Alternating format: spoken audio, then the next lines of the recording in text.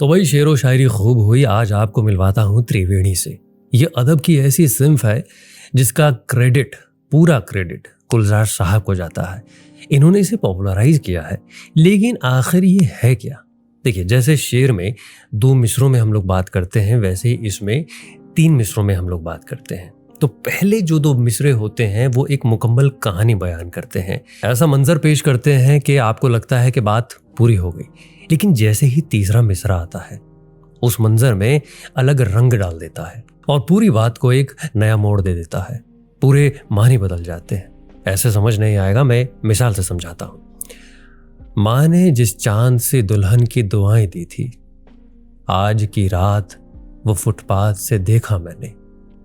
रात भर रोटी नजर आया वो चांद मुझे। देखा आपने, पहले 2 मिसरे एक रोमांटिक, एक इमोशनल इमेज क्रिएट कर रहे थे। तीसरा मिसरा आते ही कॉन्टेक्स्ट कैसे बदल गया।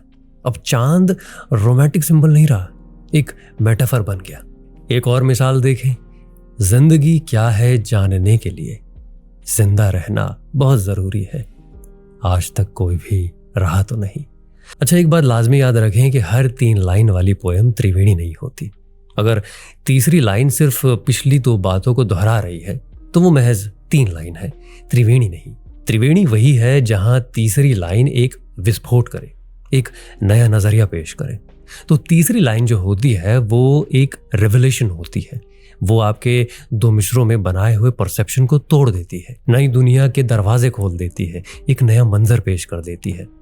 मैंने भी लिखने की कोशिश की है, मुलाहिजा फरमाए। हर शाम को बूढ़ा पार्क में जाकर बच्चों को कहानियां सुनाता है, उससे अब घर में कोई बात नहीं करता। आप भी अपना हुनर आजमाएं, कमेंट में अपने अंदाज में त्रिवेणी लिखें और जो बढ़िया होगी उन्हें अपने स्टोरी पर लगाऊंगा।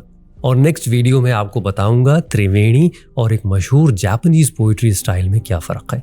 तो चलिए जल्दी जल्दी कमेंट करिए।